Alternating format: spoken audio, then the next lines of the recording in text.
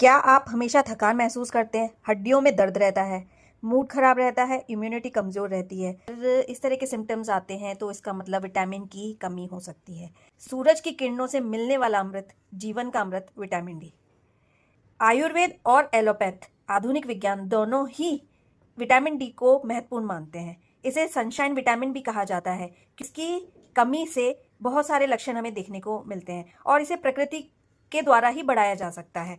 Vitamin D एक ऐसा fat soluble vitamin है जो शरीर में फैट के साथ स्टोर होता है और इसका सबसे बड़ा सोर्स सूरज की रोशनी है। जब सूरज की रोशनी हमारी त्वचा पर पड़ती है तब शरीर खुद विटामिन डी बनाता है। यह विटामिन हमारे हड्डियों को मजबूत करता है, दांतों, मांसपेशियों, इम्यून सिस्टम को मजबूत बनाने में मदद करता है। विटामिन डी हमारे शरीर में कैल्शियम, फास्फोरस को नियंत्रित करता है। अगर शरीर में इसकी कमी हो जाए तो कैल्शियम सही से एब्जॉर्ब नहीं हो पाता, जिसके कारण हमारे शरीर में हड्डियां कमजोर होने लगती हैं, जोड़ों में दर्द, कमजोरी, थकान बढ़ती है, बच्चों में रिकेट्स जैसी समस्याएं देखने को मिलती है और बुजुर्गों में हड्डियां जल्दी टूट जाती हैं। इसकी कमी के लक्षणों में हमेशा थकान रहना, शरीर मांसपेशियों में दर्द, बाल झड़ना, बार बार बीमार पड़ना, मूड खराब रहना, डिप्रेशन, कमजोरी और नींद। आयुर्वेद में सूर्य को जीवन और ऊर्जा का स्रोत बताया गया है। सुबह की हल्की धूप शरीर को और मन को आन्वित करती है।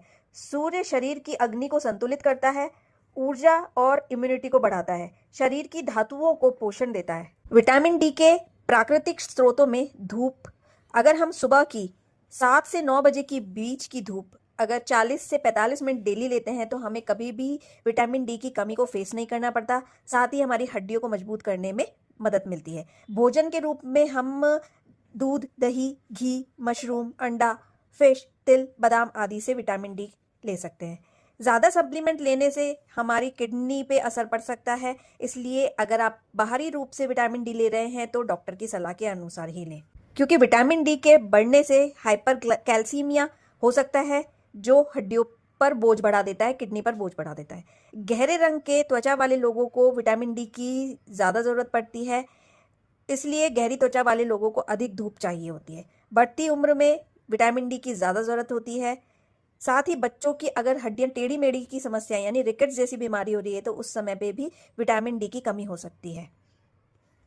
आयुर्वेदिक मेडिसिन में अश्वगंधा, शतावत, त्रिफला जैसे रसायन शरीर की अस्थि धातु को मजबूत बनाकर अप्रत्यक्ष रूप से विटामिन डी की कमी को पूर्ण करते हैं।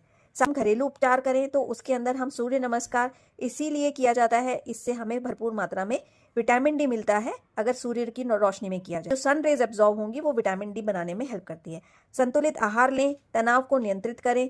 इन सब चीज़ों से